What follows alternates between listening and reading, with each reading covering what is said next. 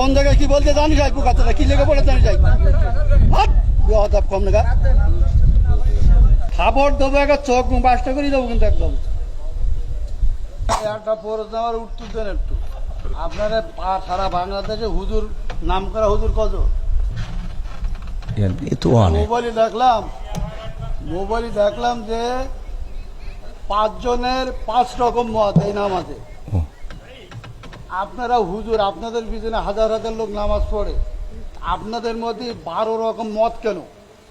এটা আপনার প্রশ্ন। একজন বললো প্রথম যে লোক বক্তব্য দিলে আলহামদুলিল্লাহ না পড়লে তার পিছনে যে দাঁড়ায় নামাজ হবে না। আচ্ছা, মানে এখন মূল প্রশ্ন হলো আমাদের মত এত বেশি কেন? এইটা এত মত বেশি কেন? বক্তব্য দিচ্ছেন, হ্যাঁ সব শুনলাম, আমাদের মধ্যে দ্বিধাবন্ধ দিচ্ছেন তো আপনারা। একজন বললো যে নামাজ হবে না, আচ্ছা আদৌ হবে না, আচ্ছা তিনি খুব নাম করা হতো 5 জনের মধ্যে তিনি প্রথম। আচ্ছা, 2 জন বললো আদৌ নামাজ হবে না, পিছনে আরামদায়ক যদি না পড়ে। আচ্ছা, তারপরে একজন বললো না আরামদায়ক পড়া যাবে না, একজন যখন জোরে ইমাম পড়বে তখন পিছনে পড়ার কোনো যুক্তি নেই। আচ্ছা, 5 জনের 3 জন একমত, 2 জন একমত, আমরা কোন পথে যাব?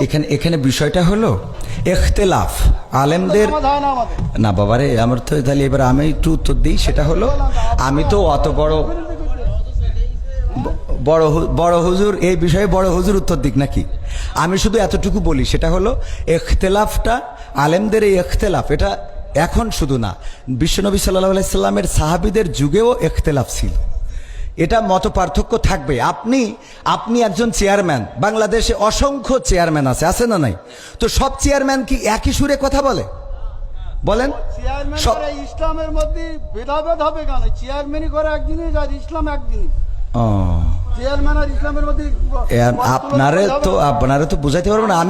আমি যদি বলি, যেমন আপনি একজন আলহাজ মানুষ, দেখেন আপনি সব বাদ দেন, ইসলামের বেসিক কিছু নিয়ম আছে। ইসলামের কোনো সম্পর্ক নেই। আচ্ছা, ইসলামের তো আপনি হজটা করেছেন তাই না?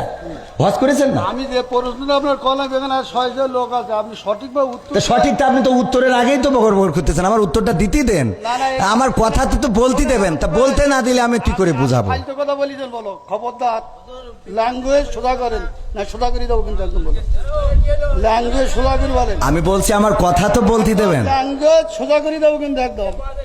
বিয়াদব লোক কম নাগাদ ভগর করতে আমি খাবার দেবো একটা চোখ বাসটা করে দেবো কিন্তু একদম। আমি প্রশ্ন করলাম যে একজন লোক বলতে তো আলহামদুলিল্লাহ নামাজ পড় না, শুরু না বললে নামাজ হবে না, ফালতু ভাবতেছি। আমি বলছি আমার উত্তরটা তো দিতে। কোন জায়গায় কি বলতে জানি যাই পোকাতলা কি লেগে পড়ে জানি যাই বেয়াদব কম নাগাদ